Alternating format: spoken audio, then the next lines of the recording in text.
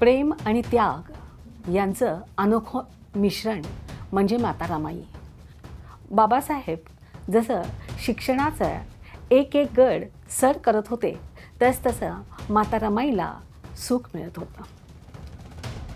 बाबासाहेब माता रमाई यांना रामू असं संबोधित असत. माता रमाई आणि बाबासाहेब हे एक प्रेम आणि आपुलकी यांचं अनोखा मिश्रण होतं, अनोखा संयोग होता. ते आपल्या समाजातील सर्वांनाच प्रेम आणि आपुलकी देत होते. त्यांच्या कुटुंबापुरतीच त्यांनी प्रेम आणि आपुलकी मर्यादित ठेवली नव्हती, तर ती त्यांनी आपल्या वंचित समाजातील प्रत्येकालाच त्यांनी आपली लेकरं समजलं होतं आणि त्यांना आपलं प्रेम त्यांनी दिलं होतं. असं हे एक दुर्मिळ योगायोग होता, दुर्मिळ संयोग. नमस्कार मित्रांनो, मी जयश्री सम्राज्ञी यूट्यूब चॅनलमार्फत आपणा सर्वांचं स्वागत करते. आज दिनांक 7 फेब्रुवारी माता रमाई यांचा जन्मदिवस. माता रमाई म्हणजे आमचं श्रद्धास्थान, प्रेरणास्थान. माता रमाईंच्या जन्मदिनानिमित्त त्यांना कोटी कोटी प्रणाम करते. माता रमाई यांचा जन्म रत्नागिरी जिल्ह्यातील दापोली तालुक्यात झालेला होता. भिकू धोत्रे यांच्या त्या कन्या. परंतु लहानपणीच आई वडिलांचं छत्र हरपल्यामुळे माता रमाई आणि त्यांची भावंड यांना त्यांच्या नातेवाईकांनी मुंबईला आणलं होतं. माता रमाईवरती देखील आपल्या भावंडांची जबाबदारी होती. इकडे बाबासाहेब जे होते ते त्यावेळीच SSC पास झाले होते आणि SSC पास झाल्यानंतर म्हणजे त्यावेळी लहान वयातच लग्न केली जात होती आणि त्याप्रमाणे बाबासाहेबांसाठी मुलगी शोधण्याचं काम चालू होतं. आणि असंच एकदा रामजी बाबा भायखळा येथील मंडईमध्ये आले होते आणि त्यावेळी त्यांना रमाई त्यांच्या नातेवाईकांसोबत दिसल्या.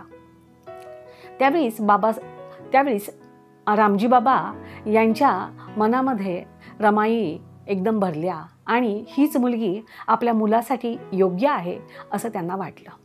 आणि मग त्यांनी पुढे लग्नाची बोलणी सुरू केली आणि त्यानुसार बाबासाहेब आणि रमाई यांचं लग्न भायखळ्याच्या मंडईमध्येच झालं.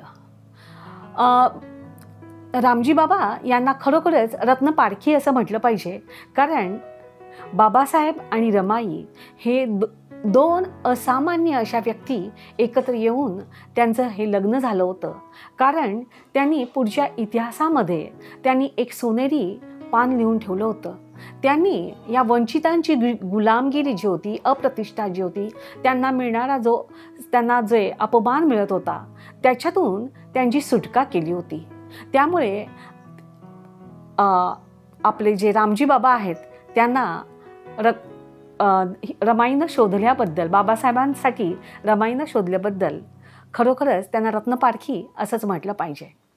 त्यांचं बाबासाहेब आणि रमाईंचं लग्न झाल्यानंतर रमाई नांदायला मात्र आल्या त्यांच्या घरी, म्हणजे सासरी आल्या.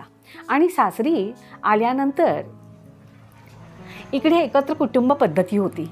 एकत्र कुटुंबामध्ये रामजी बाबा, त्यांच्या दुसऱ्या पत्नी, त्याच्यानंतर बाबासाहेबांचे 2 भाऊ, आत्या असे सगळेजण एकत्रितच राहत होते.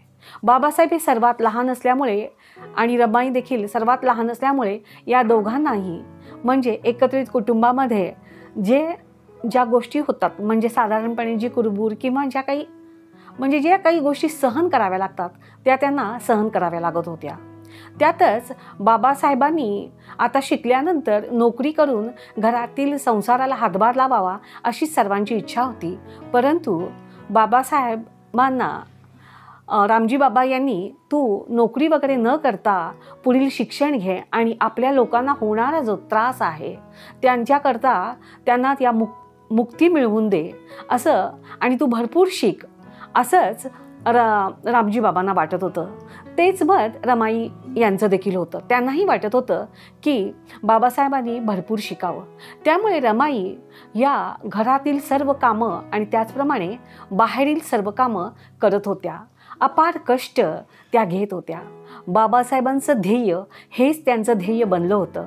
बाबासाहेबांनी शिकावं, खूप मोठं व्हावं, हीच त्यांची इच्छा होती. त्यानुसार बाबासाहेब शिक्षणाच्या एक गड पार करत होते. अशावेळी आपणाला सर्वांना असंच वाटतं की केवळ दुःख, कष्ट, अशाच ज्या गोष्टी, अपमान, याच गोष्टी सगळ्या रमाईच्या वाट्याला होत्या का? कारण त्याच्यानंतर बाबासाहेब जेव्हा शिष्यवृत्ती मिळवून विलायतेस गेले त्यावेळी तर रमाईंचे फार हाल झाले. त्यावेळी संसार चालवण्याकरता तर त्यांना शेणी थापून त्या विकून मग संसार चालवावा लागत असे. या दरम्यान मात्र विलायतेला जाण्यापूर्वी मात्र बाबासाहेबांनी त्यांना रमाईंना लिहायला आणि वाचायला शिकवलं होतं आणि मग ते तिथून त्यांना रमाईंना पत्र पाठवत असत. परंतु रमाई मात्र त्यांना पत्र लिहिताना किंवा आपली खुशाली कळवताना आपल्याला होणारा त्रास यत्किंचितही कळू देत नव्हत्या आणि सगळं अत्यंत म्हणजे आनंदाने सगळं काही त्या त्रास जो होत्या त्या सहन करत होत्या. मग आपल्याला सहज वाटतं की रमाईंच्या आयुष्यामध्ये सुख कधीच आलं नव्हतं का? नाही, रमाईंच्या आयुष्यात सुख आलं होतं.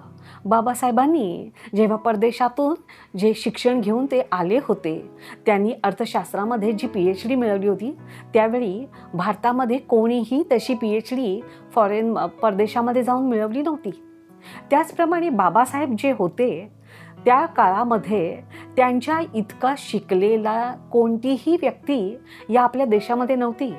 त्यामुळे त्यांचे होणारे मान सन्मान हे रमाईने पाहिले होते आणि त्यामुळेच रमाई आनंदून जात, तेच त्यांचं सुख होतं.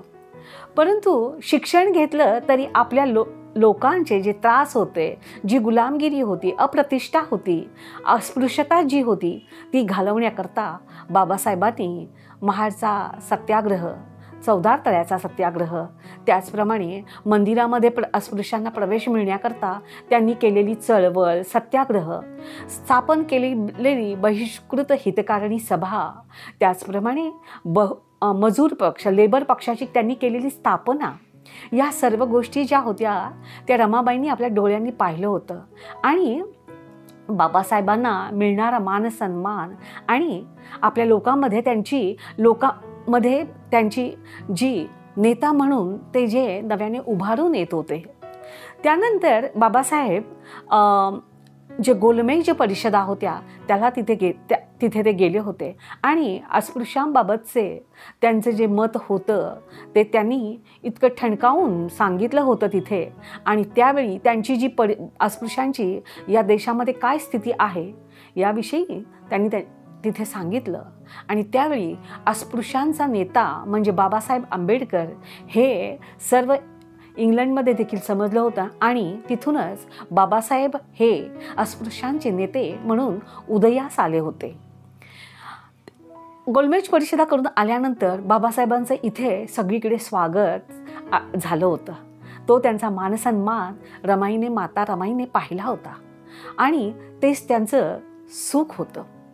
त्याचप्रमाणे बाबासाहेबांनी जी येवला इथे बौद्ध धम्माची जी परिषद झाली होती त्याच्यामध्ये मी हिंदू धर्मात जरी जन्माला आलो तरी मी हिंदू म्हणून मरणार नाही असं त्यांनी तिथे ठणकावून सांगितलं होतं. हे रमाईने पाहिलं होतं. त्यांच्या चळवळीमध्ये, सत्याग्रहामध्ये आता केवळ त्यांच्या समाजाचेच, वंचित समाजाचेच लोक सामील होत नव्हते, तर आता ब्राह्मण लोक देखील सामील होत होते. आणि हे रमाईंच्या लक्षात येत होतं. म्हणजे बाबासाहेबांना देण्यात येणारी किंमत, त्यांची सुरू असलेली वकिली, ह्या सगळ्या ज्या गोष्टी होत्या, त्यांनी शिक्षणामध्ये पादाक्रांत केलेले गड, हे सगळे रमाईच्या डोळ्यांनी रमाईने पाहिले होते आणि रमाईला तेच सुख मिळालं होतं, तोच आनंद त्यांना मिळाला होता. बाबासाहेब रमाईंना रामू असं संबोधित असत आणि रामू हा जो शब्द होता तो त्यांच्या प्रेमाने ओथंबलेला होता आणि त्या प्रेमाने ओथंबलेल्या शब्दामध्येच रमाई सुखाने न्हावून निघत असत. रमाई बाबासाहेबांना साहेब असं म्हणत असत आणि त्यानंतर देखील कित्येक वर्ष म्हणजे त्याच्यानंतर देखील ज्या वंचित समाजाच्या ज्या महिला आहेत आपल्या पतीला देखील साहेब असंच संबोधतात. अशा पद्धतीनं रमाईचं आयुष्य दुःख आणि सुख, बाबासाहेबांचं जे दुःख तेच त्यांचं दुःख होतं किंवा त्या दुःखालाच त्यांनी आनंद मानून घेतला होता. बाबासाहेबांचं ध्येय हेच त्यांचं ध्येय होतं आणि त्यांच्या ध्येयाशी त्या एकरूप झाल्या होत्या. त्यांचे जे डोळे होते ते अत्यंत आशावादी असेच होते आणि त्या आशावादी डोळ्यामध्ये या वंचितांचा उषःकाल दिसत होता.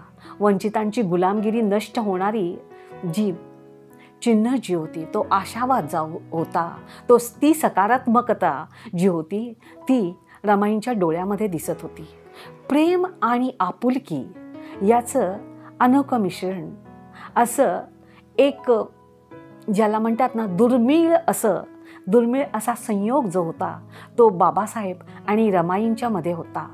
आणि त्यांनी आपलं कुटुंब यांनाच प्रेम आणि आपुलकी दिली होती असं नाही, तर आपले हे वंचित समाज ही आपली लेकरं आहेत आणि त्या सर्व लेकरांना त्यांनी आपलं प्रेम आणि आपुलकी दिली होती. हेच प्रेम आणि आपुलकी जे आहे या वंचित लोकांपासून बाबासाहेब आणि रमाईंना देखील मिळाली होती. आणि बाबासाहेब आणि रमाईंना हे आमचं आशास्थान आहे, हेच आमचं श्रद्धास्थान आहे, हेच आमचं प्रेरणास्थान आहे आणि असंच हे प्रेरणास्थान आमचं असंच अढळ राहू दे.